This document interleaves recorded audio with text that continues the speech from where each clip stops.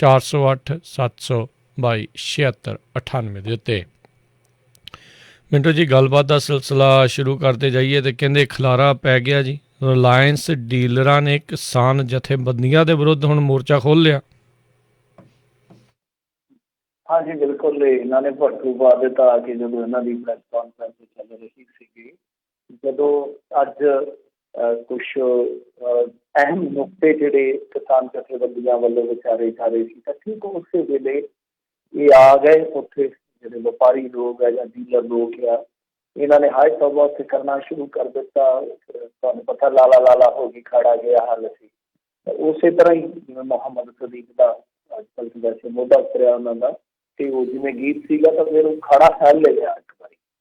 उस तो बाद चंगी गल जिहड़ी हुई वो मैं तुहानूं दस देना कि चंगी गल की हुई कि ये रौला रप्पा चलिया, बहुत ज़्यादा प्रैस कॉन्फ्रेंस एक बारी खड़ गई। उसके बाद व्यापारियों को कवर करना शुरू कर दिता। तुहानूं पता मीडिया के कैमरे से उधर नूं जाण के ना जिधर हा हल्ला है जी, तो झट वो मीडिया के कैमरिया का रुख उधर को हो गया, उन्होंने कवर करना शुरू कर दिता कि उन्होंने फाइटा लाइव चलन लग गई। उन्होंने दसना शुरू कर दिता कि साडे कारोबार ठप हो गए आ, असीं रिलायंस के डीलर पहला 5-7 साल वेले बैठे रहे हैं, हुण कम चलिया, कोरोना ने डूब दिता। और उस तो बाद हुण साडे जिहड़े कोई रहिंदे खुंदे भांडे सीगे वो तुसीं विखा देणे।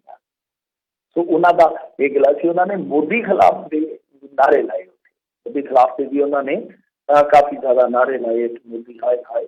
उन्हें पता नहीं क्यों लाए, शायद ये दर्शाने वास्ते कि असीं सिर्फ तुहाडा विरोध नहीं कर रहे, असीं नाल नरेंद्र मोदी सरकार का भी विरोध कर रहे हैं। क्योंकि जे कल्ले किसानों का विरोध करोगे तो उन्होंने सवाल होएगा कि जिन्हें ये सारे बेड़िया च वटे पाए आ कुछ कहते नहीं। तो उन्होंने नरेंद्र मोदी के खिलाफ भी नारेबाजी की होती। पर चंगी गल जी हुई वो ये हुई कि चंद मिनट बाद, वैसे थोड़ा समा लग गया, चंद मिनट बाद फिर मामला थोड़ा जहा ठंडा होया। फिर एक दफा यकीयती बनी, दो धिरां जिहड़ियां बैठियां आपस दे विच, बकायदा मीटिंग हुई है दोनों धिरां की। एक चंगी गल है। और दूजी चंगी गल यह है कि जब ये व्यापारी गर्म हो गए, देखो गरमाइश ते आ जाती है ना कि जो कारोबार ठप होना। ये गल आपां पहले दिन तो कह रहे जी, ये गल आप पहले दिन तो कह रहे थे कि डीलर तुहानूं पछाणने पैणगे, तुहाडे भैण भरा है ना, चाहे हिंदू है, चाहे सिख ने, चाहे मुसलमान ने। जिहड़ा कोई डीलर है कंपनी का तो ठीक है, उस कंपनी का मार्का जरूर इस्तेमाल कर रहा या उन्होंने रिफाइनरी च तेल आ रहा, पर वो वास्ते उन्हें पे किया, वो वास्ते उन्हें अपनी पूंजी इन्वेस्ट की है। तो वो जी इन्वेस्टमेंट है अगली से वो डुबेगी तो वो अपना ही भैन भरा, वो समझो कि पंजाब की ही पूंजी। ये मैं पहले दिन तो कहता सीगा कि ठीक है, तुहानूं नशेड़ा कर लेना चाहिए कि किहड़ा पेट्रोल पंप है जिहड़ा वो किसी पोलीटिकल बंदे का, किहड़ा पेट्रोल पंप आ जिहड़ा कंपनी टैक्स चला रही है, चलो तुसीं उहदा घिराओ कर लो, ठीक है, जो तुहाडा लोकतंत्र दिखा रहा है तुसीं उहदा इस्तेमाल कर सकते हो, उहदियां भी हद्दां ने, उहदी भी एक मर्यादा है। पर किसी ने गल गौली नहीं। अजकल तुहानूं पता ही है हर एक बंदा अपना मर्जी का मालिक है, तेरा दिल मर्जी का मालिक है, रोकण वाले कौन कुड़े वो गाना भी।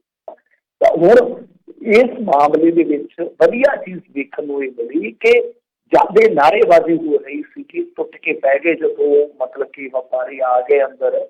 तो उस तो बाद भी जिहड़े किसान आगू सी उन्हां दी धीरज ने जवाब नहीं दिता, कोई जवाबी नारेबाजी नहीं हुई। उन्होंने सिर्फ यो कहा कि तुसीं साडे नाल टेबल टॉक कर लेंगे, एक बारी तुसीं आके बैठ के सानू अपनी समस्या दसदे, असीं पक्के तौर पर तुहाडा कोई ना कोई हल जरूर कर देंगे। उन्होंने कहा कि असीं ते इस मुद्दे नूं विचारना ही सीगा, वैसे भी 4-5 तरीक नूं जिहड़ी असीं मीटिंग करन जा रहे उहदे च विचारना सीगा। तो जदों ये फिर बैठक हुई, मीटिंग हुई, उस तो बाद जिहड़े डीलर एसोसीएशन वाले से इन्होंने बाहर आके बिना शर्त माफी भी मंगी है। तो सब तो गलती हो गई है। हाल की घड़ी खबर ये आ रही है, मैं समझदा कि देर शाम की लेटेस्ट खबर है कि इन्हां दोहां धिरां दे विचाले जिहड़ी पहलां थोड़ी गर्मा गर्मी हुई, उस तो बाद एक बहुत वधिया माहौल च गलबात होने तो बाद इन्हां ने नतीजा यो कढिया, किसान जथेबंदियां दे आगुआं ने आखिया चलो कोई गल नहीं है, असीं हुणे झट दे विच ते कोई हल नहीं कर सकते, पर छेती छेती असीं इस मुद्दे नूं विचारांगे, कोई हल कढांगे। हुण मैं एक पत्रकार की रिपोर्ट देख रहा सीगा ਉਹਨਾਂ ਨੇ ਇਹ ਰਿਪੋਰਟ ਦਿੱਤੀ। ਉਹ ਕਹਿੰਦੇ ਆ ਕਿ ਕਿਸਾਨ ਜਥੇਬੰਦੀਆਂ ਨੇ ਉਹਨਾਂ ਨੂੰ ਭਰੋਸਾ ਦਿੱਤਾ ਕਿ ਅਸੀਂ ਚੈੱਕ ਕਰ ਲਾਂਗੇ, ਜਿਹੜਾ ਵੀ ਡੀਲਰਸ਼ਿਪ ਤੇ ਪੈਟਰੋਲ ਪੰਪ ਆ ਉਹਨੂੰ ਅਸੀਂ ਚੱਲਣ ਵਾਸਤੇ ਖੋਲ ਦਿਆਂਗੇ। ਹਾਂ, ਜਿਹੜਾ ਕੋਈ ਫੈਕਟ ਕੰਪਨੀ ਦਾ ਜਾਂ ਕਿਸੇ ਲੀਡਰ ਦਾ ਹੈ ਉਹਦੇ ਤੇ ਕਰਾਓ ਜਿਹੜਾ ਜਾਰੀ ਰਹੇਗਾ। ਠੀਕ। ਜੀ, ਅਗਲੀ ਮਿੰਟ 'ਚ ਗੱਲ ਕਰੀਏ, ਪਹਿਲੋਂ ਇਕੱਠੇ ਹੁਣ ਤੱਤੇ ਵਿਰੋਧੀ ਧਿਰਾਂ ਦੇ ਸੁਰ ਹੁਣ ਵੱਖਰੇ ਕੀਤੇ। ਹਾਂਜੀ, ਵਿਰੋਧੀ ਧਿਰਾਂ ਨੇ ਸੁਰ ਵੱਖਰੇ ਕੀਤੇ ਆ। ਉਹਦੇ ਵਿੱਚ ਕੀ ਆ ਕਿ ਵੇਖੋ, ਹੁਣ ਜਿਹੜੇ ਹੈਗੇ ਆਮ ਆਦਮੀ ਪਾਰਟੀ ਵਾਲੇ ਉਹ ਖੁੱਲੇ ਰੂਪ ਦੇ ਵਿੱਚ ਆ ਗਏ ਮੈਦਾਨ 'ਚ ਕਿ ਇਹ ਸਭ ਕੁਛ ਹੈ ਜਿਹੜਾ ਬਹੁਤ ਗਲਤ ਕੀਤਾ। ਉਧਰ ਜਿਹੜੇ ਮਜੀਠੀਆ ਸਾਹਿਬ ਹੈ ਉਹਨਾਂ ਨੇ ਵੀ ਪ੍ਰੈਸ ਕਾਨਫਰੰਸ ਕੀਤੀ। ਜਾਖੜ ਸਾਹਿਬ ਵੀ ਮੈਦਾਨ 'ਚ ਆ ਗਏ। ਜਾਖੜ ਸਾਹਿਬ ਨੇ ਵੀ ਅੱਜ ਨਵਾਂ ਮੁਹਾਵਰਾ ਜਿਹੜਾ ਉਹ ਸਾਡੇ ਰੂਬਰੂ ਕਰ ਦਿੱਤਾ। ਉਹ ਕਹਿੰਦੇ ਕਿ ਹਰਿਆਣੇ ਦੇ ਵਿੱਚ ਆਇਆ ਰਾਮ ਗਿਆ ਰਾਮ ਹੋਇਆ ਸੀ, ਮਤਲਬ ਕਿ ਇੱਕ ਦਿਨ ਦੇ ਵਿੱਚ ਇੱਕ ਵਿਧਾਇਕ ਨੇ 3 ਵਾਰੀ ਦਲ ਬਦਲਿਆ ਸੀਗਾ। ਤਾਂ ਉੱਥੋਂ ਮੁਹਾਵਰਾ ਨਿਕਲਿਆ ਰਾਜਨੀਤੀ ਦੇ ਵਿੱਚ, ਆਇਆ ਰਾਮ ਗਿਆ ਰਾਮ ਜੀ, ਕਿਉਂਕਿ ਉਹਦਾ ਨਾਮ ਸ਼ਾਇਦ ਗਿਆ ਰਾਮ ਸੀਗਾ। ਹੁਣ ਇਹਦੇ ਵਿੱਚ ਹੋਇਆ ਕਿ ਸੁਨੀਲ ਜਾਖੜ ਕਹਿੰਦੇ ਕਿ ਇਹ ਪਲਟੂ ਸਿੰਘ ਆ, ਮਤਲਬ ਕਿ ਇੱਕ ਗੱਲ ਕਰਦੇ ਆ ਫਿਰ ਉਸ ਤੋਂ ਬਾਅਦ ਪਲਟੀ ਮਾਰ ਲੈਂਦੇ ਆ, ਤਾਂ ਇਹ ਪਲਟੂ ਸਿੰਘ ਆ ਰਾਜਨੀਤੀ। ਉਹਨਾਂ ਨੇ ਕੁਛ ਬਿਮਾਰੀ ਦਾ ਵੀ ਜ਼ਿਕਰ ਕੀਤਾ ਕਿ ਇਹਨਾਂ ਨੂੰ ਬਿਮਾਰੀ ਹੈ ਵੀ। ਚਲੋ ਬੋਡੀ ਉਹਨਾਂ ਦੀ ਰਾਜਨੀਤਿਕ ਪੱਧਰ ਦੀ ਜਿਹੜੀ ਆ ਉਹ ਪਤਾ ਨਹੀਂ ਠੀਕ ਹੈ ਜਾਂ ਗਲਤ ਹੈ, ਉਹ ਜਾਣਨ। ਪਰ ਆਪਾਂ ਇਸ ਚੀਜ਼ ਨੂੰ ਛੱਡ ਕੇ ਇਹੀ ਕਹਾਂਗੇ ਕਿ ਆਪਸ ਦੇ ਵਿੱਚ ਇਹਨਾਂ ਦੀ ਫੈਸਲਬਾਜ਼ੀ ਗਹਿਮਾ ਗਹਿਮੀ ਜਿਹੜੀ ਉਹ ਸ਼ੁਰੂ ਹੋ ਗਈ ਔਰ ਇਹਨਾਂ ਨੇ ਬਕਾਇਦਾ ਪ੍ਰੈਸ ਕਾਨਫਰੰਸ ਕੀਤੀ। ਉਸ ਤੋਂ ਪਹਿਲਾਂ ਕੈਪਟਨ ਅਮਰਿੰਦਰ ਸਿੰਘ ਨੇ ਵੀ ਕਿਹਾ ਕਿ ਕੱਲ੍ਹ ਤੱਕ ਤੇ ਸਾਡੇ ਨਾਲ ਸੀਗੇ, ਸਾਡੇ ਸੋਲੇ ਗਾਉਂਦੇ ਹੀ, ਅੱਜ ਜਾ ਕੇ ਇਹਨਾਂ ਨੇ ਸਾਡਾ ਭੰਡੀ ਪ੍ਰਚਾਰ ਸ਼ੁਰੂ ਕਰ ਦਿੱਤਾ। ਤੇ ਆਪ ਨੂੰ ਸੁਰ ਨਹੀਂ ਕੋਈ ਲੱਗਦਾ ਪਿਆ, ਪਤਾ ਨਹੀਂ ਲੱਗਦਾ ਪਿਆ ਕਿ ਕੀ ਕਾਰਨ ਰਿਹਾ। ਪਰ ਜੇ ਆਪਾਂ ਵੇਖੀਏ ਤਾਂ ਹਰਪਾਲ ਸਿੰਘ ਚੀਮਾ ਦੇ ਸੁਰ ਜਿਹੜੇ ਆ ਉਹ ਦੇਰ ਸ਼ਾਮ ਬਦਲ ਗਏ। ਸ਼ਾਇਦ ਇਹ ਜਦੋਂ ਟਵਿੱਟਰ ਦਾ ਜਾਂ ਫੇਸਬੁੱਕ ਦਾ ਟਰੈਂਡ ਦੇਖਦੇ ਆ ਨਾ ਆਮ ਆਦਮੀ ਪਾਰਟੀ ਵਾਲੇ, ਉਦੋਂ ਹੀ ਡਿਸੀਜ਼ਨ ਲੈਂਦੇ ਆ ਕਿ ਆਹ ਚੀਜ਼ ਅਸੀਂ ਇਸ ਤਰ੍ਹਾਂ ਕਰਾਂਗੇ। ਇਹ ਵੀ ਕਿਤੇ ਨਾ ਸੋਸ਼ਲ ਮੀਡੀਆ ਨੂੰ ਬਹੁਤ ਵੱਡਾ ਪੈਮਾਨਾ ਮੰਨਦੇ ਨੇ ਚੀਜ਼ਾਂ ਦਾ। ਜਦੋਂ ਇਹਨਾਂ ਨੂੰ ਵੇਖਿਆ, ਜਦੋਂ ਇਹਨਾਂ ਨੂੰ ਲੱਗਿਆ ਕਿ ਦੇਖੋ ਜੀ ਕੈਪਟਨ ਤੇ ਪਾਣੀਆਂ ਦੇ ਰਾਖੇ ਤੋਂ ਫਸਲਾਂ ਦਾ ਰਾਖਾ ਬਣ ਗਿਆ, ਉਹਨਾਂ ਨੇ ਟਰੈਕਟਰ ਜਿਹਾ ਵਾੜ ਛੱਡਿਆ ਫਸਲ ਦੇ ਵਿੱਚ, ਇੱਕ ਕਾਰਟੂਨ ਜਿਹਾ ਬਣਾ ਕੇ ਤੇ ਬੱਲੇ ਬੱਲੇ ਤੇ ਇੱਧਰ ਪਟਾਕੇ ਚੱਲਣ ਡਏ ਆ। ਸਭ ਕੁਛ ਇੱਕ ਐਸਾ ਮਾਹੌਲ ਬਣਾ ਦਿੱਤਾ ਗਿਆ, ਐਸਾ ਬਿਰਤਾਂਤ ਕਰ ਦਿੱਤਾ ਗਿਆ ਕਿ ਜਿਸ ਤਰ੍ਹਾਂ ਲੜਾਈ ਜਿੱਤ ਗਿਆ ਹੋਵੇ ਤੇ ਉਸ ਲੜਾਈ ਦਾ ਜਰਨੈਲ ਕੌਣ ਹੈ? ਕੈਪਟਨ ਅਮਰਿੰਦਰ ਸਿੰਘ।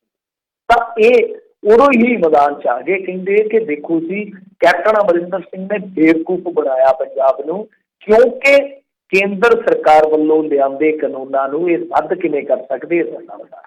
ਹੁਣ ਇਹ ਸਟੇਟਮੈਂਟ ਕਿਹਦੀ ਆ? ਇਹ ਸਟੇਟਮੈਂਟ ਹੈ ਹਰਪਾਲ ਸਿੰਘ ਚੀਮਾ ਦੀ। ਆਖੇ ਜੀ ਦੇਰ ਸ਼ਾਮ ਅਸੀਂ ਨਾ ਕੁਛ ਵਿਦਵਾਨਾਂ ਦੀ ਰਾਏ ਲਈ, ਚਿੰਤਕਾਂ ਦੀ ਰਾਏ ਲਈ, ਉਦੋਂ ਬਾਅਦ ਅਸੀਂ ਘੋਖ ਕੀਤੀ ਤੱਕ ਪਤਾ ਲੱਗਿਆ। ਹੁਣ ਇੱਥੇ ਇਹ ਸਵਾਲ ਉੱਠੇਗਾ ਕਿ ਤੁਸੀਂ ਵਕਾਲਤ ਪੇਸ਼ੇ ਤੋਂ ਆਉਂਦੇ ਆ, ਰਾਜਨੀਤੀ ਦੇ ਵਿੱਚ ਵੀ ਤੁਹਾਡਾ ਕੋਈ 5 ਸਾਲ ਦਾ ਤਜਰਬਾ ਹੋ ਗਿਆ, ਕਿ ਤੁਹਾਨੂੰ ਇਸ ਗੱਲ ਦਾ ਇੰਨਾ ਵੀ ਇਲਮ ਨਹੀਂ ਹੈਗਾ ਕਿ ਲੋਕ ਸਭਾ ਜਾਂ ਰਾਜ ਸਭਾ 'ਚ ਜਿਹੜਾ ਇਸ ਤਰ੍ਹਾਂ ਦਾ ਕੋਈ ਕਾਨੂੰਨ ਬਣ ਜਾਂਦਾ ਉਹਨੂੰ ਸਟੇਟ ਆਪਣੇ ਪੱਧਰ ਤੇ ਰੱਦ ਨਹੀਂ ਕਰ ਸਕਦੀਆਂ। ਤਾਂ ਜੇ ਤੁਹਾਨੂੰ ਇੰਨਾ ਵੀ ਇਲਮ ਨਹੀਂ ਹੈ, ਇੰਨੀ ਵੀ ਤੁਹਾਨੂੰ ਜਾਣਕਾਰੀ ਨਹੀਂ ਹੈ ਇਸ ਚੀਜ਼ ਦੀ, ਤਾਂ ਫਿਰ ਪ੍ਰਸ਼ਨ ਚਿੰਨ੍ਹ ਤੁਹਾਡੀ ਰਾਜਨੀਤਿਕ ਪਹੁੰਚ ਤੇ ਜ਼ਰੂਰ ਹੋਣਗੇ, ਕਿਉਂਕਿ ਤੁਸੀਂ ਕੋਈ ਛੋਟੇ ਮੋਟੇ ਨਹੀਂ, ਤੁਸੀਂ ਇਸ ਵੇਲੇ ਲੀਡਰ ਆਫ ਆਪੋਜੀਸ਼ਨ, ਤੁਸੀਂ ਵਿਰੋਧੀ ਧਿਰ ਦੇ ਨੇਤਾ। ਇਹ ਆਪਣੇ ਆਪ ਦੇ ਵਿੱਚ ਬੜੀ ਹਾਸੋਹੀਣੀ ਦੀ ਗੱਲ ਲੱਗੀ ਮੈਨੂੰ। ਦੂਜੀ ਗੱਲ ਕੈਪਟਨ ਅਮਰਿੰਦਰ ਸਿੰਘ ਨੇ ਚੁੱਕ ਦਿੱਤੀ, ਕੈਪਟਨ ਅਮਰਿੰਦਰ ਸਿੰਘ ਦੀ ਚੱਕ ਦਿੱਤੀ ਭਗਵੰਤ ਮਾਨ ਨੇ। ਤੀਜੀ ਗੱਲ ਚੁੱਕ ਦਿੱਤੀ ਜਰਨੈਲ ਸਿੰਘ ਨੇ, ਜਿਹੜੇ ਪੰਜਾਬ ਮਾਮਲਿਆਂ ਦੇ ਇੰਚਾਰਜ ਨੇ ਇਹਨਾਂ ਦੇ। ਉਹਨਾਂ ਦਾ ਜੇ ਆਪਾਂ ਦੇਖੀਏ ਗੱਲਬਾਤ ਦਾ ਜੋ ਸਾਰਾਂਸ਼ ਆ, ਵੈਸੇ ਭਗਵੰਤ ਮਾਨ ਦੀ ਗੱਲ ਦੇ ਵਿੱਚ ਤਰਕ ਜ਼ਰੂਰ ਨਜ਼ਰ ਆਇਆ ਕਿ ਇਹ ਕੋਈ ਐਕਟ ਨਹੀਂ ਹੈ, ਕੋਈ ਕਾਨੂੰਨ ਨਹੀਂ ਹੈ, ਇਹਨਾਂ ਨੇ ਸਿਰਫ ਅਮੈਂਡਮੈਂਟ ਬਿੱਲ ਲਿਆਂਦੇ ਆ। ਤਾਂ ਉਹ ਗੱਲ ਬਿਲਕੁਲ ਦਰੁਸਤ ਹੈ। ਉਹ ਚੀਜ਼ ਜਿਹੜੀ ਆ ਸ਼ਾਇਦ ਪੰਜਾਬ ਦੇ ਵਾਸੀਆਂ ਨੂੰ ਸਮਝ ਨਹੀਂ ਪਈ ਹੋਏਗੀ, ਜਾਂ ਇਹਨਾਂ ਨੇ ਬਿਹਤਰ ਤਰੀਕੇ ਨਾਲ ਸਮਝਾਉਣ ਦਾ ਯਤਨ ਨਹੀਂ ਕੀਤਾ ਹੋਏਗਾ। ਤਾਂ ਇਹਨਾਂ ਨੇ ਉਹ ਕਾਨੂੰਨ ਕੋਈ ਰੱਦ ਨਹੀਂ ਕੀਤੇ, ਸਿਰਫ ਉਹਨਾਂ ਚੀਜ਼ਾਂ ਨੂੰ ਅੱਗੇ ਅਮੈਂਡ ਕੀਤਾ ਜੋ ਇਹਨਾਂ ਦੇ ਮਾਕੂਲ ਨੇ, ਜੋ ਇਹਨਾਂ ਦੇ ਹਿੱਤਾਂ ਨੂੰ ਪੂਰਦੇ ਹਨ। ਖੈਰ, ਤਾਂ ਉਹਨਾਂ ਦਾ ਜਿਹੜਾ ਮੁੱਖ ਨੁਕਤਾ ਹੈ ਮੰਗ ਦਾ, ਸ਼ਾਇਦ ਉਹ ਇਹੋ ਹੀ ਆ ਕਿ MSP ਦੀ ਖਰੀਦ ਦੀ ਗਰੰਟੀ ਜਿਹੜੀ ਉਹ ਸੂਬਾ ਸਰਕਾਰ ਚੱਕੇ।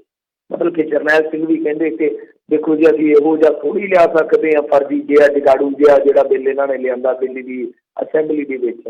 ਮਤਲਬ ਕਿ ਗਰੰਟੀ ਚੁੱਕਣ, ਸ਼ੋਰਟੀ ਦੇਣ MSP ਤੇ ਇਹ ਦੇਖੋ ਇੱਕ स्टेट किवें फसल खरीद सकती है? मैनूं इस गल जी। दी समझ नहीं आ रही कि की तुसीं दसो मैनूं कि इस तरह इंडिया दे विच किसी भी स्टेट दे विच हो रहा है? अज तक नहीं होया, अज कल ते की होना? सर देखो 60-70 हज़ार करोड़ रुपया गोझे जिन्ना गाजरां ते लाउण दे शौकीन तुहाडे कोल ते कर्जा दी ब्याज मोड़न वास्ते पैसे नहीं है, स्टेट दे खजाने ते खाली होए पे कि कित्थों तुसीं इस तरह करो? दूजी गल ये है कि तुसीं एक पासे ते केंद्र दे नाल लड़ाई लड़ रहे हो तो दूजे पासे तुसीं अपनी राजनीति लई केंद्र नूं तां बरी कर रहे हो, केंद्र नूं तां जिम्मेवारी तो फारग कर रहे हो। फिर जां ते आ जाओ श्री आनंदपुर साहब दे मते ते, आनंदपुर साहब के मते ते आके खड़ जाओ कि हाँ भाई सारी खुद मुख्तियारी जी स्टेटा को होनी चाहिए, 2-3 मामले लै लो अपने, बाकी खुद मुख्तियारी दे दो स्टेटा नूं और वो अपने टैक्स लओगे, अपने टैक्स ला के अपने व्यापार नूं अपनी सर्दियां नूं पाली जाणगे। गल ते फिर यही है कि जां तां लीक दे उस पासे खड़ जाओ, जां तां रस्से दे उस पासे खड़ जाओ, जां उस पासे खड़ जाओ। जे इस तरह होना है तो फिर तुहानूं सारिਆਂ ਜਿਹੜਾ कि आनंदपुर साहब का मता इस तरह ही लगता कि जिवें एक बंब हुंदा ਉਹਦੇ ਤੋਂ इंटरस्ट लगता है, फिर ਉਹਦੇ नेड़े आओ महाराजा ਨੂੰ समझो, उस प्रत्येक दे विच खुल के कहो। जे आनंदपुर साहब मते तो भी डर लगता है, एक खुली सोच दे नाल ਇਹ ਗੱਲ ਤੇ कहो ना कि भाई ਅਸੀਂ आपे अपने प्रबंध नजिठ लवांगे, सानू खुद मुख्तियारी दे दिओ। जी उदा मिंटू जी, ये सारे ਜਿਹੜੇ ਕਰਨ ਦੇ ਵਿੱਚ ਕੀ ਸੰਘਵਾਦ ਦੇ ਢਾਂਚੇ ਨੂੰ ਕੋਈ ਚੁਣੌਤੀ ਹੈ ਜਾਂ ਨਹੀਂ ਹੈ, ਜਾਂ ਇਹ ਬਸ ਕਹਿ ਸਕਦੇ ਹਾਂ ਵੀ ਆਪਣੇ ਜਾਂ ਆਪਣੇ ਸਪੋਰਟਰਾਂ ਨੂੰ ਖੁਸ਼ ਕਰਨ ਦੀਆਂ ਗੱਲਾਂ ਹੈ? नहीं, संघवाद के ढांचे नूं ते पहले दिन ही इन्होंने जिदा करिए ना कि कच्चे ला दिता है। और देखो ना जिहड़ियां दो चीज़ां ने, एक खेती है ते एक खेती नाल जुड़िया जिहड़ा तुहाडा बाजार है, ते तीजा मुद्दा जिहड़ा बई जिहड़े खुराकी पदार्थ है उन्हां नूं स्टोर करना। हुण वन बाई वन आपां लईए जिहड़ा खेती दा सब्जैक्ट है, क्योंकि 3 लिस्टां ने ना इत्थे, एक होगी यूनीयन लिस्ट जिहदे विच फॉर्न दे मामले आ गए, जिहदे विच RBI वाले वित्ती मामले आ गए, जां जिहड़े होर इस तरह के मामले लै लो, होर लंबी चौड़ी सूची आ, जां फिर जे तुसीं लवोगे कनकरंट लिस्ट दे विच की आ कि साझी सूची कह सकते हैं, समवर्ती सूची कि राज भी हित हुंदे आ उहदे ते यूनीयन जिहड़ी आ उहदे भी हित हुंदे आ उहदे विच, तां दोवें ही रल के चलते हैं। पर उहदे विच केंद्र जिस कानून बना दिंदी है तो समवर्ती सूची दे विच राज बहुता कुछ नहीं कर सकते। समवर्ती सूची कुछ इस तरह का आप कह सकते हैं कि लेखा जोखा परिभाषित कर दी है, उहदे विच आ जाण जिस तरह तुसीं ला लो कि जिवें बाजार है तुहाडा APMC सारा आ जांदा, टच आ जांदा, ये नुकता जिहड़ा समवर्ती सूची च जांदा है कि तुसीं राज्यां नूं जरूर विच इहदे शामिल करोगे। ये नहीं है कि राज्यां नूं तुसीं बिल्कुल नैगलेक्ट कर दोगे। हुण जिहड़ा स्टेट सब्जैक्ट है, जिहड़ा खेती है जां पावर है, बिजली है जां जिहड़ा ये सारा कुछ है जिहड़ा वो तुहाडे अपने मतलब कि सूबिਆਂ ਦੇ अधिकार खेतर च आउंदा है, तां खेती लई एक महत्वपूर्ण ऑर्डीनेंस जारी करदे हो तुसीं। कॉन्ट्रैक्ट फार्मिंग तां आ गई ना खेती च, ਆਪਾਂ ਦੂਜੀਆਂ ਦੋਨਾਂ ਚੀਜ਼ਾਂ ਨੂੰ ਛੱਡ ਦਈਏ ਕਿ ਉਹ ਤੇ ਕਨਕਰੰਟ ਲਿਸਟ ਚ ਆ ਗਈਆਂ ਤੇ ਕੇਂਦਰ ਨੇ ਬਣਾ ਦਿੱਤੀਆਂ। ਕੇਂਦਰ ਅੱਗੇ ਵੀ ਬਣਾਉਂਦਾ ਆ, ਕਈ ਵਾਰ ਮਾਡਲ ਕਾਨੂੰਨ ਬਣਾ ਦਿੱਤੇ ਜਾਂਦੇ ਨੇ ਤੇ राज्यों को कहा जाता है कि तुसीं आपो अपने हिसाब के नाल इन्हां नूं लागू कर लो, जी कोई अमेंडमेंट करनी है कर लो। इस तरह मतलब कि एक ना बैलेंस जिहा रख के चलिया जाता है। पर तुसीं एक बहुत बड़ा रिफॉर्म के नाम से किसानां दे नाल घात करन जा रहे हो, तो फिर फैडरलिज्म का ढांचा तो उत्थे खड़दा ही नहीं है ना कि स्टेट सब्जैक्ट सी खेती ते स्टेटां तो राय नहीं लई गए। हाँ, हालांकि इहदे ते एक डिस्प्यूट है, वो कहते हैं कि जी हाई पावर कमेटी बनाई सी वो कैप्टन अमरिंदर सिंह पाया सीगा, ये कहते कि नहीं जी असीं तो खुद कह के पाया, वो एक बारी मनप्रीत बादल गया तो एक बारी कोई होर अधिकारी शामिल होया। हुण उहदे च की नोटिंग इन्हां ने करवाई है वो देखण वाली गल है। वो पब्लिकली किते कागज़ निकलणगे RTI पास के, तो मैं भी यतन कर रहा सीगा RTI पाउण दी, ऑनलाइन RTI मेरी नहीं उन्होंने स्वीकार की, तो वो हासिल करने की कोशिश करांगे आने वाले समय के डॉक्यूमेंट निकल आउण, तो उस तो बाद पता लगेगा कि की सच है की झूठ है। पर फैडरलिज्म का जिहड़ा तुसीं नुकता चुकिया वो बिल्कुल जिद्दां कह लीए कि पहले चर्चे दे विच ही उहनूं कच्चे ला दिता गया, क्योंकि खेती स्टेट सब्जैक्ट सी, जबकि सारियां स्टेटां नूं जिस तरीके नाल शामिल करना चाहिदा सी, जिस तरीके नाल लोक राय लैनी चाहिदी सी, वो नहीं लई। ਜੀ। ਤੇ ਫਿਰ ਆਪਾਂ ਕਹਿ ਸਕਦੇ ਵੀ ਝੰਡਾ ਬਰਦਾਸ਼ਤ ਤਾਂ ਫਿਰ ਪੰਜਾਬ ਵਾਲੇ ਹੀ ਮੋਹਰੇ ਹੋਏ ਆ ਵੀ ਇਹ ਵੀ ਮਾੜੀ ਗੱਲ ਆ ਵੀ ਬਾਕੀ ਵੀ ਬਹੁਤ ਸਾਰੇ ਸੂਬੇ ਹੈਗੇ ਜਿਨ੍ਹਾਂ 'ਚ ਖੇਤੀ ਚੱਲਦੀ ਆ ਉਹ ਵੀ ਕਿਤੇ ਨਾ ਕਿਤੇ ਪਿਛੜੇ ਨੇ ਉਹਨਾਂ ਨੂੰ ਵੀ ਇਹ ਆਵਾਜ਼ ਇਹਨਾਂ ਦੇ ਨਾਲ ਮਿਲ ਕੇ ਬੁਲੰਦ ਜਿਹੜੀ ਕਰਨੀ ਚਾਹੀਦੀ ਹੈ ਵੀ ਭਾਈ ਇਹ ਹੌਲੀ ਹੌਲੀ ਖੇਤੀ ਖੋਹੀ ਆ ਤੇ ਵਿੱਚ ਬਾਕੀ ਸਾਰੀਆਂ ਚੀਜ਼ਾਂ ਵੀ ਸਟੇਟ ਦੀਆਂ ਇਹਨਾਂ ਨੇ ਖੋਹ ਲੈਣੀਆਂ। ਆਲਰੇਡੀ ਬਹੁਤ ਲੰਮਾ ਸਮਾਂ ਇਹ ਰੌਲਾ ਸਟੇਟ ਦਾ ਤੇ ਕੇਂਦਰ ਦਾ ਜਿਹੜਾ ਆ ਉਹ ਪਾਵਰਸ ਨੂੰ ਲੈ ਕੇ ਚੱਲਦਾ ਹੀ ਆ ਰਿਹਾ ਹੈਗਾ ਆ। ਤੇ ਮਿੰਟੂ ਜੀ ਅਗਲੀ ਜੇ ਆਪਾਂ ਗੱਲ ਕਰਦੇ ਜਾਈਏ ਕਹਿੰਦੇ ਪਹਿਲੀ ਵਾਰੀ ਆਇਆ ਸੁਖਬੀਰ ਬਾਦਲ ਹੋਣਾ ਦਾ ਸਿੱਟ ਦੇ ਚਲਾਨ ਦੇ ਵਿੱਚ ਨਾਮ। ਹਾਂਜੀ ਦੇਖੋ ਇਹਨਾਂ ਨੇ ਚਲਾਨ ਪੇਸ਼ ਕਰ ਦਿੱਤਾ ਹੈ ਤੇ ਉਹਦੇ ਵਿੱਚ ਸਭ ਤੋਂ ਵੱਡੀ ਖਬਰ ਜਿਹੜੀ ਅੱਜ ਦੀ ਆ, ਵੈਸੇ ਇਹ ਖਬਰਾਂ ਜਿਹੜੀਆਂ ਅੱਜ ਕੱਲ੍ਹ ਤੁਹਾਨੂੰ ਪਤਾ ਬਹੁਤੀਆਂ ਜ਼ਿਆਦਾ ਜਿਹੜੇ ਚਰਚਾ ਨਹੀਂ ਹੁੰਦੀਆਂ ਕਿਉਂਕਿ ਕਿਸਾਨ ਸੰਘਰਸ਼ ਕਿਸਾਨ ਅੰਦੋਲਨ ਉਹਦੇ ਨਾਲ ਜੁੜੀਆਂ ਖਬਰਾਂ ਅਤੀ ਮਹੱਤਵਪੂਰਨ ਹੈ। ਵੈਸੇ ਤੁਹਾਨੂੰ ਪਤਾ ਜੋ ਆਰਥਿਕਤਾ ਨਾਲ ਮਸਲਾ ਜੁੜਿਆ ਹੋਵੇ ਤੇ ਜਿਹਦੇ ਵਿੱਚ ਸਮੂਹਿਕ ਚੇਤਨਾ ਜਿਹੜੀ ਆ ਉਹ ਇੱਕ ਸੁਰ ਹੋ ਕੇ ਲੜ ਰਹੀ ਹੋਵੇ ਤਾਂ ਉਹ ਖਬਰਾਂ ਆ ਵੀ ਰਹਿਣਗੀਆਂ।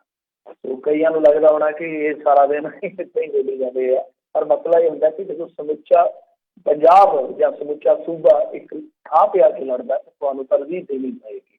ਖੈਰ ਇਹ ਜਿਹੜਾ ਕਹੀਏ ਮਾਮਲਾ ਕਾਫੀ ਵੱਡਾ ਮਾਮਲਾ ਔਰ ਇਹਦੇ ਬਾਰੇ ਤੁਹਾਨੂੰ ਸਾਰਿਆਂ ਨੂੰ ਸਮਝ ਹੀ ਹੈ ਕਿ ਬਾਈਬਲ ਦੇ ਵਿੱਚ ਕੀ ਹੋਇਆ ਸੀ ਉਸ ਦਿਨ ਦੱਸਣ ਦੀ ਜ਼ਰੂਰਤ ਨਹੀਂ ਹੈ ਕਿ ਸ਼ਾਇਦ ਹਿਸਟਰੀ ਦੇ ਵਿੱਚ ਇਹ ਇੱਕ ਬਦਨਾਮੀ ਲਿਖੀ ਜਾਊਗੀ ਇਸ ਦੇਸ਼ ਦੇ ਮੱਥੇ ਦੇ ਉੱਤੇ ਔਰ ਲਿਖੀ ਵੀ ਗੁਰਮੁਖੀ ਦੇ ਵਿੱਚ ਜਾਊਗੀ ਕਿ ਕਿਸ ਤਰ੍ਹਾਂ ਕਿਸੇ ਸਟੇਟ ਦੀ ਪੁਲਿਸ ਅਣਪਛਾਤੀ ਵੀ ਹੋ ਸਕਦੀ ਹੈ ਤੇ ਕਿਸ ਤਰ੍ਹਾਂ ਦੋ ਵਿਦੋਸ਼ੀ ਬੰਦੇ ਜਿਹੜੇ ਉਹ ਕਤਲ ਕਰ ਦਿੱਤੇ ਜਾਂਦੇ ਜਿਨ੍ਹਾਂ ਦਾ ਕੋਈ ਕਸੂਰ ਨਹੀਂ ਹੈ।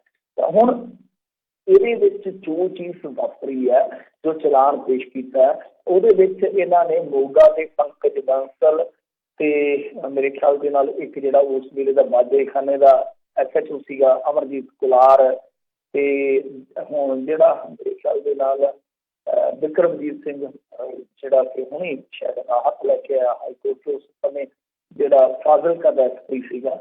ਔਰ ਇਸ ਤੋਂ ਇਲਾਵਾ ਕੁਝ ਹੋਰ ਬੰਦਿਆਂ ਦੇ ਖਿਲਾਫ ਇਹਨਾਂ ਨੇ ਇਹਦੇ ਚ ਸੁਹੇਲ ਬਰਾੜ ਵੀ ਆ 14 ਪੇਜ ਦਾ ਜਿਹੜਾ ਨਾ ਚਲਾਨ ਪੇਸ਼ ਕੀਤਾ।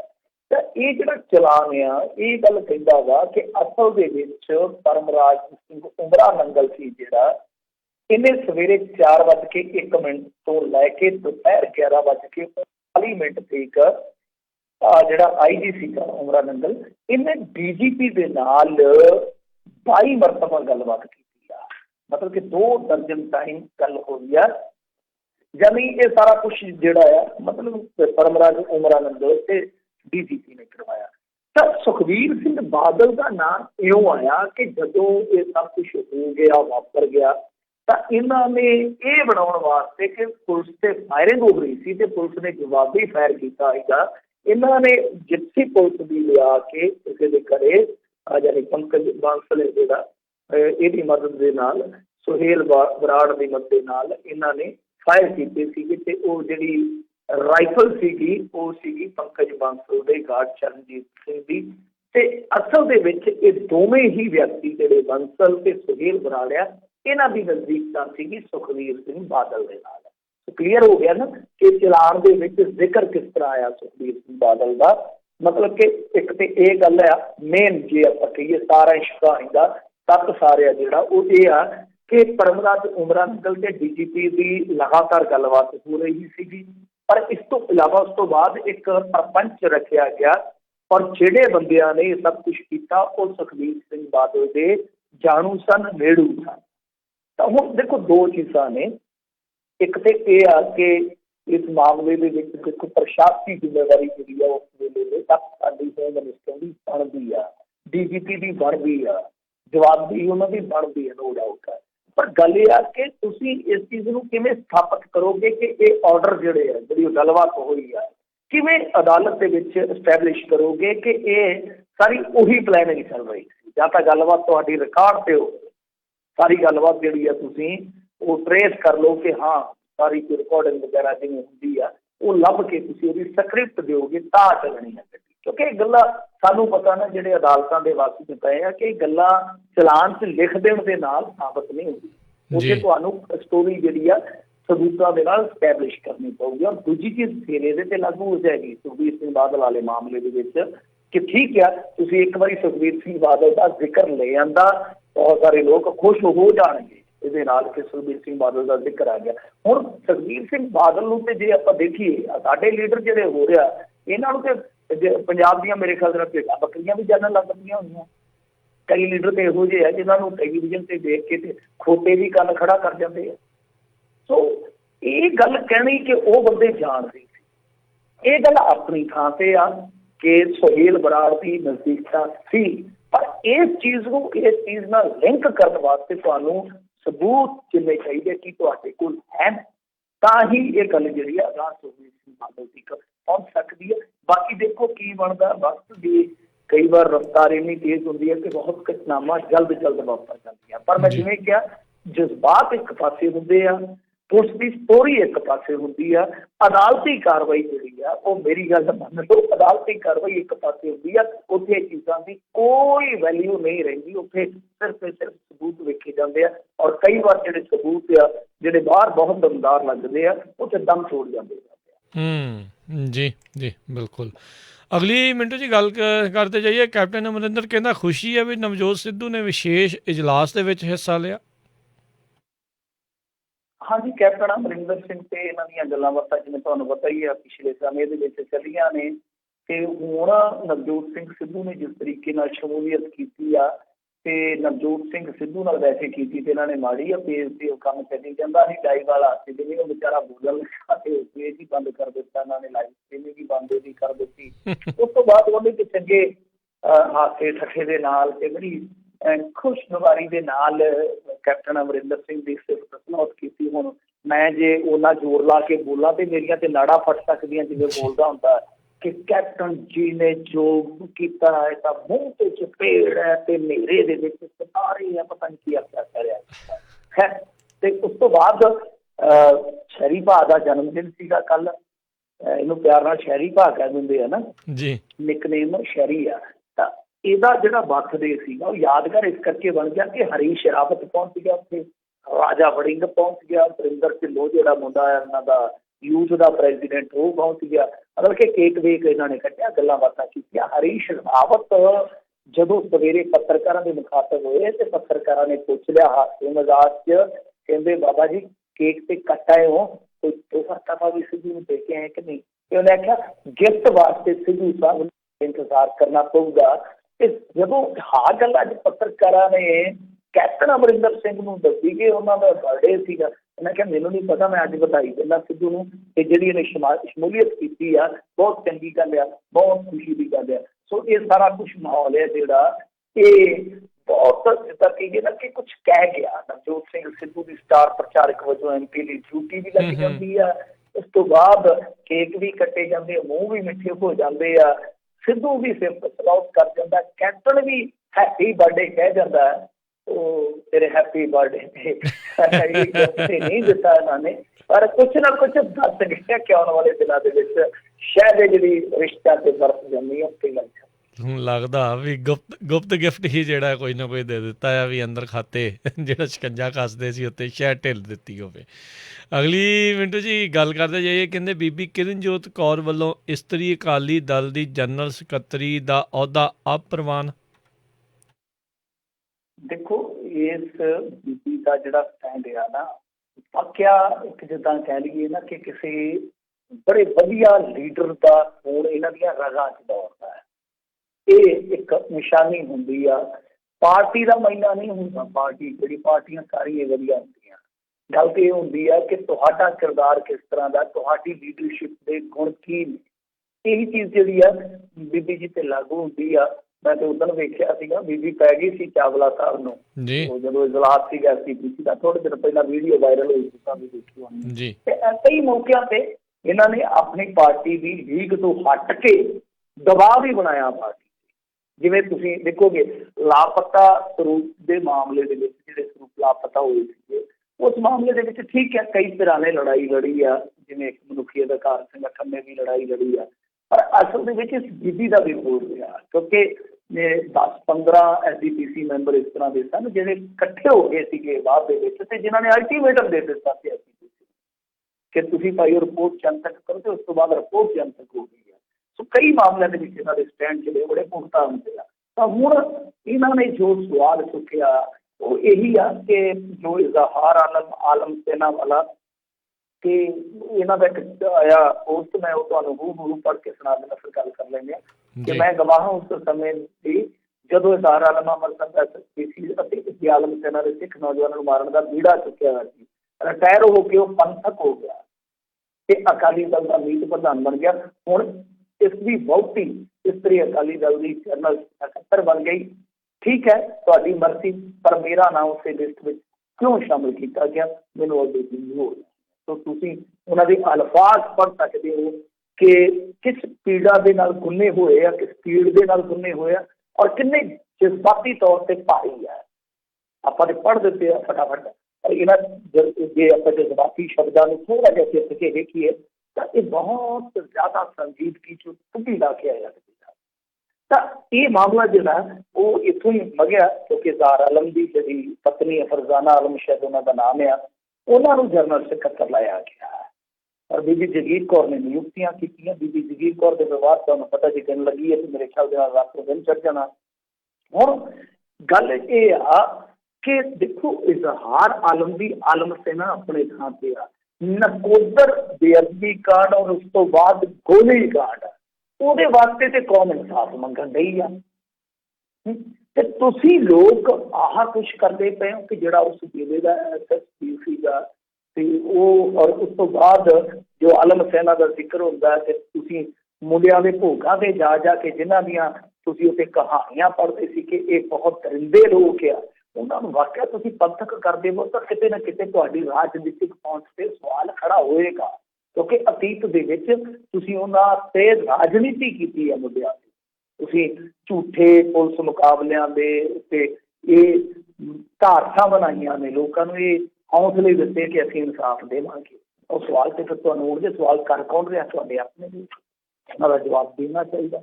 ਮੈਂ ਸਮਝਦਾ ਕਿ ਦੇਖੋ ਇਸ ਵੇਲੇ ਜੋ ਸੁਖਬੀਰ ਸਿੰਘ ਬਾਦਲ ਸੀ, ਕਿਉਂਕਿ ਵੱਡੇ ਬਾਦਲ ਸਾਹਿਬ ਤੇ ਆਪਾਂ ਕੁਛ ਕਹਿ ਨਹੀਂ ਸਕਦੇ ਤੇ ਘਰੋਂ ਨਿਕਲਣੋਂ ਹਟ ਗਏ ਆ। ਹੁਣ ਜਿਹੜੇ ਛੋਟੇ ਬਾਦਲ ਸਾਹਿਬ ਆ ਉਹਨਾਂ ਦੀ ਰਾਜਨੀਤੀ ਦਾ ਜਿਹੜਾ ਰੰਗ ਟੰਗਿਆ ਕਿ ਇੱਕ ਪਾਸੇ ਤੇ ਤੁਸੀਂ ਰਿਵਾਈਵਲ ਦੀ ਪ੍ਰਕਿਰਿਆ ਵਾਸਤੇ ਬਹੁਤ ਕਾਲੇ USCPC ਦਾ ਇਲੈਕਸ਼ਨ ਵੀ ਨੇੜੇ ਸਮਝਿਆ ਜਾ ਰਿਹਾ, ਤੁਸੀਂ ਜਥੇਦਾਰ ਨਾਲ ਇੱਕ ਗੁਪਤ ਮੀਟਿੰਗ ਕਰਦੇ, ਉਹਦੇ ਚਰਚੇ ਹੁੰਦੇ ਆ ਔਰ ਇੱਥੋਂ ਤੱਕ ਵੀ ਕਨਸੋਹਾਂ ਮਿਲਦੀਆਂ ਕਿ ਆਉਣ ਵਾਲੇ ਸਮੇਂ 'ਚ ਅਕਾਲੀ ਦਲ ਆਪਣੀ ਇਨਫਲੂਐਂਸ ਦੇ ਨਾਲ ਕਿਤੇ ਨਾ ਕਿਤੇ ਨਾਨਕ ਸ਼ਾਹੀ ਕੈਲੰਡਰ ਵਾਲਾ ਮਸਲਾ ਵੀ ਹੱਲ ਕਰਵਾ ਸਕਦਾ। ਇਹ ਚੀਜ਼ਾਂ ਇੱਕ ਪਾਸੇ ਚੱਲ ਰਹੀਆਂ ਔਰ ਦੂਜੇ ਪਾਸੇ ਤੁਸੀਂ ਇਹੋ ਜਿਹੇ ਵਿਵਾਦਤ ਫੈਸਲੇ ਲੈ ਰਹੇ ਹੋ, ਸਮਝ ਤੋਂ ਪਰੇ ਦੀ ਗੱਲ। ਹਾਲਾਂਕਿ ਇਹ ਪਤਾ ਨਹੀਂ ਹੈ ਕਿ ਬੀਬੀ ਜਗੀਰ ਕੌਰ ਨੇ ਆਪਣੇ ਪੱਧਰ ਤੇ ਲਿਆ ਜਾਂ ਕੋਰ ਕਮੇਟੀ ਦੇ ਵਿੱਚ ਕੋਈ ਐਸਾ ਮੁੱਦਾ ਤੇ ਵਿਚਾਰਿਆ ਗਿਆ ਜਾਂ ਕੋਈ ਪਤਾ ਨਹੀਂ ਉਹਨੇ ਇਹਨਾਂ ਦਾ ਸਿਸਟਮ ਕੀ ਹੈ, ਇੰਟਰਨਲ ਸਿਸਟਮ ਦਾ ਮੈਨੂੰ ਪਤਾ ਨਹੀਂ ਪਤਾ। ਪਰ ਜਿਸ ਲੈਵਲ ਤੇ ਗਲਤੀ ਹੋਈ ਹੈ, ਜਿਸ ਪੱਧਰ ਤੇ ਗਲਤੀ ਹੋਈ ਹੈ ਤਾਂ ਉਹ ਗਲਤੀ ਕੋਈ ਸਧਾਰਨ ਗਲਤੀ ਨਹੀਂ ਹੈ। ਮੇਰੇ ਕਹਿਣ ਦਾ ਮਤਲਬ ਹੈ ਕਿ ਸੁਖਬੀਰ ਸਿੰਘ ਬਾਦਲ ਨੂੰ ਜੋ ਲੋਕ ਸਲਾਹਾਂ ਦਿੰਦੇ ਨੇ, ਜੋ ਲੋਕ ਉਹਨਾਂ ਦੇ ਨਾਲ ਮਿਲ ਕੇ ਚੱਲਦੇ ਨੇ, ਉਹ ਕਿਤੇ ਨਾ ਕਿਤੇ ਵੇਖਣਾ ਚਾਹੂਗਾ ਦੇਖ ਕੇ ਕਿਸ ਤਰ੍ਹਾਂ ਦੀ ਜਮਾਤ ਉਹਨਾਂ ਦੇ ਆਲੇ ਦੁਆਲੇ। ਔਰ ਜੇ ਕੋਈ ਬੰਦਾ ਆਪਣੀਆਂ ਗਲਤੀਆਂ ਤੋਂ ਨਹੀਂ ਸਿੱਖ ਰਿਹਾ ਤਾਂ ਫਿਰ ਤੁਹਾਨੂੰ ਪਤਾ ਨਾ ਕਿ ਟੀਚਰ ਜਿਹੜਾ ਹੈ ਉਹ ਡੰਡਾ ਫੜ ਲੈਂਦਾ ਜਦੋਂ ਗੱਲਾਂ ਨਾਲ ਸਮਝਦਾ ਕੋਈ ਬੰਦਾ। ਜਦ ਤੁਸੀਂ ਸਮਝ ਨਹੀਂ ਰਹੇ ਤਾਂ ਇਹਦਾ ਮਤਲਬ ਕਿ ਤੁਹਾਡੇ ਉੱਤੇ ਕੋਈ ਟੀਚਰ ਕੋਈ ਵੱਡਾ ਚਾਹੀਦਾ ਹੈ, ਕੋਈ ਟੀਚਰ ਐਸਾ ਸਖਤ ਚਾਹੀਦਾ ਹੈ ਜੋ ਹੁਣ ਤੁਹਾਨੂੰ ਸਖਤੀਆਂ ਨਾਲ ਅੰਦਰ ਖਾਤੇ ਵਰਤੇ ਕਿ ਨਹੀਂ ਇਸ ਤਰ੍ਹਾਂ ਨਹੀਂ, ਇਸ ਤਰ੍ਹਾਂ ਕਰੋ, ਕਿਉਂਕਿ ਤੁਸੀਂ ਖੁਦ ਬ ਖੁਦ ਆਪਣੀਆਂ ਗਲਤੀਆਂ ਤੋਂ ਸਬਕ ਨਹੀਂ ਸਿੱਖ ਰਹੇ। ਤਾਂ ਕੀ ਲੋੜ ਆ? ਹੋਰ ਕੋਈ ਬੀਬੀ ਹੈ ਨਹੀਂ ਸੀ ਕਿ ਉਸ ਜ਼ਿਲ੍ਹੇ ਦੇ ਵਿੱਚ? ਦੱਸੋ ਮੈਨੂੰ, ਕੋਈ ਅਕਾਲੀ ਪਰਿਵਾਰ ਦੇ ਵਿੱਚ ਕੋਈ ਇਸਤਰੀ ਹੈ ਨਹੀਂ ਕਿ ਲੀਡ ਕਰਨ ਵਾਲੀ? ਇਹ ਆਪਣੇ ਆਪ ਦੇ ਵਿੱਚ ਸਵਾਲ ਨੇ ਤੇ ਇਹਨਾਂ ਸਵਾਲਾਂ ਨੂੰ ਜਨਮ ਦੇਣ ਵਾਲੇ ਖੁਦ ਅਕਾਲੀ ਆ। ਕੀ ਕਰੀਏ ਹੁਣ? ਜੀ ਜੀ ਜੀ ਮੈਨੂੰ ਜਾਂਦੇ ਜਾਂਦੇ ਗੱਲ ਕਰੀਏ, ਮੁੰਡੇ ਦੇ ਕੋਲੋਂ ਅਸਲਾ ਬਰਾਮਦ ਹੋਇਆ ਆ ਤੇ ਖੁਲਾਸਾ ਵੀ ਵੱਡਾ ਹੋਇਆ। ਹਾਂਜੀ ਦੇਖੋ, ਇਹ ਬਠਿੰਡੇ ਜ਼ਿਲ੍ਹੇ ਦਾ ਮਾਮਲਾ ਆ। PG 'ਚ ਰਹਿੰਦਾ ਸੀ ਆ ਮੁੰਡੇ ਜਿਹੜੇ ਬਾਹਰ ਜਾਣ ਵਾਸਤੇ ਕੋਰਸ ਕਰਦੇ ਆ, ਉਹਨਾਂ ਕੋਰਸਾਂ ਦੀ ਤਿਆਰੀ ਕਰ ਰਿਹਾ ਸੀਗਾ। ਇਹਦੇ ਕੋਲੋਂ ਅਸਲਾ ਬਰਾਮਦ ਹੋਇਆ। ਮੰਨ ਲਓ ਇਹਨਾਂ ਦੀ ਉਮਰ ਮੇਰੇ ਖਿਆਲ ਦੇ ਨਾਲ 15-16 ਸਾਲ ਹੀ ਹੁੰਦੀ ਹੋਣੀ ਆ, ਜ਼ਿਆਦਾ ਤੇ ਨਹੀਂ ਹੁੰਦੇ, 10ਵੀਂ 12ਵੀਂ 'ਚ ਹੀ ਆ ਜਾਂਦੇ ਆ। ਇਹ ਦੇਖ ਲਓ ਕਿ ਇੰਨੀ ਕੁ ਉਮਰ ਦਾ ਹੀ ਹੋਊਗਾ ਤੇ ਇਹਦੇ ਕੋਲੋਂ ਅਸਲਾ ਬਰਾਮਦ ਹੋਇਆ। ਮੇਰੇ ਖਿਆਲ ਦੇ ਨਾਲ 32 ਬੋਰ ਪਿਸਟਲ ਬਰਾਮਦ ਹੋਇਆ ਸ਼ਾਇਦ ਇਹਦੇ ਕੋਲ। ऐसा कोई असला बरामद हुआ तो मैंने नहीं पता 30 या 32 है, समझा जाता कि ऐसा ही है। मैं सुनिया कि मैं एक अखबार की कटिंग भी पढ़ रहा थी पर मैंने आज मिली नहीं है, मैंने पक्का पता नहीं है, याद नहीं है कि असला केड़ा। चलो जो भी असला तो असला ही है। असल दे विच कहानी ये हुई कि जब फड़के शायद 32 बोर तक याद आ जाए। ਜੀ ਜਦ ਕਿ ਇਹਨੂੰ ਪੁੱਛਿਆ ਗਿਆ ਕਿ ਭਾਈ ਇਹ ਕੀ ਮਾਜਰਾ, ਤੂੰ ਤਾਂ ਅਲੜ ਉਮਰ ਦੇ ਵਿੱਚ ਆ, ਗਬਰੇਟ ਉਮਰ ਦੇ ਵਿੱਚ ਆ, ਤੇ ਆਹ ਕੀ ਕਰਨ ਚਾਹ ਰਿਹਾ। ਤਾਂ ਇਸ ਮੁੰਡੇ ਨੇ ਜਿਹੜੀ ਗੱਲ ਦੱਸੀ, ਉਹ ਕਹਿੰਦਾ ਕਿ ਦੇਖੋ ਗੱਲ ਇਹ ਆ ਕਿ ਮੁੰਡਾ ਪਿਆਉਂਦਾ ਸੀਗਾ, ਉਹਦੇ ਕੋਲ ਆਸਰਾ ਹੁੰਦਾ ਸੀਗਾ, ਮੈਨੂੰ ਵੇਖ ਕੇ ਮਤਲਬ ਕਿ ਬੜੀ ਤਚੀਚੀ ਜਿਹੀ ਆਉਂਦੀ ਸੀਗੀ ਕਿ ਮੇਰੇ ਕੋਲ ਵੀ ਆਉਣਾ ਚਾਹੀਦਾ, ਕਿਉਂਕਿ ਮੈਂ ਗੀਤਾਂ ਦੇ ਵਿੱਚ ਅਸਲੇ ਵਾਲੇ ਗੀਤ ਜਿਹੜੇ ਆ ਨਾ ਸੁਣ ਸੁਣ ਕੇ ਇਹ ਇੱਕ ਤਰ੍ਹਾਂ ਕਰੀਏ ਕੋਈ ਲਾਰਵਾਦੀ ਹੋ ਗਿਆ ਸੀਗਾ ਕਿ ਅਸਲਾ ਬਹੁਤ ਵੱਡੀ ਚੀਜ਼ ਆ। ਤਾਂ ਜਿਹੜੇ ਲੋਕ ਇਹ ਕਹਿੰਦੇ ਆ ਕਿ ਅਲੜ ਮਾਨਸਿਕਤਾ ਤੇ ਅਸਰ ਨਹੀਂ ਪੈਂਦਾ, ਉਹ ਚੀਜ਼ ਸਾਫ਼ ਹੋ ਜਾਂਦੀ ਹੈ ਕਿ ਇਹਨਾਂ ਗੀਤਾਂ ਦਾ ਅਸਰ ਪੈਂਦਾ ਹੈ। ਅਸਰ ਠੀਕ ਹੈ, ਮਨੋਰੰਜਨ ਵਾਸਤੇ ਗੀਤ ਬਣਦੇ ਆ, ਮਨੋਰੰਜਨ ਵਾਸਤੇ ਹੀ ਗੀਤ ਜਿਹੜੇ ਸੁਣੇ ਜਾਣੇ ਚਾਹੀਦੇ, ਵੇਖਣੇ ਚਾਹੀਦੇ ਆ। ਕਮਰਸ਼ਲੀ ਗਾਇਕਾਂ ਦੀ ਮਜਬੂਰੀ ਆ, ਪਰ ਤੁਹਾਨੂੰ ਆਹ ਚੀਜ਼ ਜਿਹੜੀ ਹੈ ਨਾ ਉਹ ਵੇਖਣੀ ਪਏਗੀ। ਹੁਣ ਜਿੱਦਾਂ ਗਾਇਕ ਜਿਹੜੇ ਆ, ਬਹੁਤ ਸਾਰੇ ਗਾਇਕ ਜਿਹੜੇ ਇਸ ਤਰ੍ਹਾਂ ਦੇ ਗਾਣੇ ਗਾਉਂਦੇ ਆ, ਉਹ ਇਸ ਵੇਲੇ ਰਣਪੱਤੇ ਦੇ ਵਿੱਚ ਵੀ ਹੈਗੇ ਆ, ਮਤਲਬ ਕਿ ਸੰਘਰਸ਼ ਦੇ ਵਿੱਚ ਵੀ ਆ। ਤਾਂ ਉਹਨਾਂ ਨੂੰ ਬੱਚਿਆਂ ਦੇ ਨਾਲ ਬੈਠਣਾ ਚਾਹੀਦਾ ਮੇਰੇ ਖਿਆਲ, ਕਿਉਂਕਿ ਬੱਚੇ ਉਹਨਾਂ ਨੂੰ ਸੁਣਨ ਆਉਂਦੇ ਆ, ਵੇਖਣ ਆਉਂਦੇ ਆ, ਤਾਂ ਉਹਨਾਂ ਨੂੰ ਬੈਠਣਾ ਚਾਹੀਦਾ। ਕਿਸਾਨੀ ਮੁੱਦਿਆਂ ਦੀ ਗੱਲ ਕਰਨ ਵਾਸਤੇ ਕਿਸਾਨ ਲੀਡਰ ਹੈਗੇ ਆ, ਤੁਸੀਂ ਉਹਨਾਂ ਦੀ ਵੀ ਸਪੀਚ ਕਰ ਲਓ, ਉਹਨਾਂ ਮੁੱਦਿਆਂ 'ਤੇ ਵੀ ਸਪੀਚ ਕਰ ਲਓ। ਪਰ ਜਦ ਤੁਸੀਂ ਅਲੜ ਵਰੇਸ ਦੇ ਮੁੰਡਿਆਂ ਨਾਲ ਬੈਠੋ ਤਾਂ ਉਹਨਾਂ ਨੂੰ ਇਹ ਜ਼ਰੂਰ ਸਮਝਾਓ ਕਿ ਗਾਣੇ ਜਿਹੜੇ ਆ ਨਾ ਸਿਰਫ ਵਿਖਾਵੇ ਨਹੀਂ ਹੁੰਦੇ ਆ, ਤੁਹਾਡੇ ਮਨੋਰੰਜਨ ਲਈ ਹੁੰਦੇ ਆ। ਗਾਣਿਆਂ ਨੂੰ ਹਕੀਕਤ ਸਮਝ ਕੇ ਚੱਲੋਗੇ ਤਾਂ ਜਿਹੜੀ ਹਕੀਕਤ ਆ ਉਹ ਇੰਨੀ ਖਤਰਨਾਕ ਹੋਏਗੀ ਕਿ ਆਉਣ ਵਾਲੇ ਸਮੇਂ ਦੇ ਵਿੱਚ ਜੋ ਤੁਹਾਡੇ ਮਾਂ-ਬਾਪ ਦੇ ਸੁਪਨੇ ਆ ਉਹ ਕਦੇ ਹਕੀਕਤ ਨਹੀਂ ਦੇ ਸਕਦੇ। ਜੀ ਮਿੰਟੂ ਜੀ, ਬਹੁਤ ਬਹੁਤ ਤੁਹਾਡਾ ਧੰਨਵਾਦ ਕਰਦੇ ਹਾਂ, ਤੁਸੀਂ ਸਾਡੇ ਨਾਲ ਜੁੜੇ, ਇਹਨਾਂ ਖਬਰਾਂ ਬਾਰੇ ਤੁਸੀਂ ਜਾਣਕਾਰੀ ਦਿੱਤੀਆਂ। ਅਗਲੀ ਵਾਰ ਤੱਕ ਲਈ ਬੜੀ ਮਿਹਰਬਾਨੀ, ਪਿਆਰ ਭਰੀ ਸਤਿ ਸ੍ਰੀ ਅਕਾਲ ਜੀ। ਸਤਿ ਸ੍ਰੀ ਅਕਾਲ ਜੀ ਦੱਸੋ, ਤੇ ਇੱਥੇ ਸਾਡਾ ਅੱਜ ਦਾ ਪ੍ਰੋਗਰਾਮ ਸਮਾਪਤ ਹੈ। ਮਿਲਦੇ ਹਾਂ ਅਗਲੀ ਵਾਰ ਤੱਕ ਲਈ, ਮੇਰੇ ਵੱਲੋਂ ਵੀ ਤੁਹਾਨੂੰ ਸਭ ਨੂੰ ਸਤਿ ਸ੍ਰੀ ਅਕਾਲ। ਸੁਣਦੇ ਰਹੋ ਪੰਜਾਬੀ ਰੇਡੀਓ USA।